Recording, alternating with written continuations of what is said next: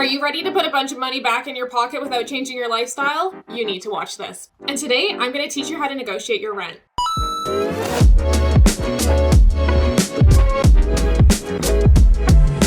What's up, guys? It's Nicole Victoria at No Budget Babe, your host of ATM, All Things Money. Before we get into the actual steps and the actual scripts that you're going to use, I want to teach you about some negotiation essentials. Negotiation is not an argument. It should not be confrontational. It is about two individuals trying to come to an agreement, trying to work out those parameters to come to an agreement. That's it. And I wanted to make sure I mentioned that because I know a lot of you are like, Nicole, I'm not going to negotiate. I'm way too scared to do that. But I want you to seriously play out, what's the worst case possible scenario? They say no, then you're right back to where you were anyways.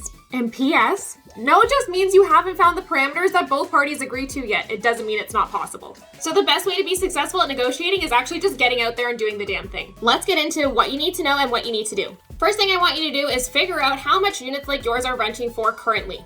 You can pull up a website like PadMapper or Realtor.ca and do some research.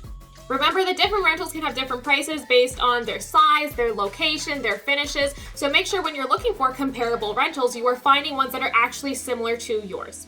Now, using this information we just gathered, I want you to write down a range. So if you're seeing units like yours rent for between $1,500 and $1,700 a month, write that down.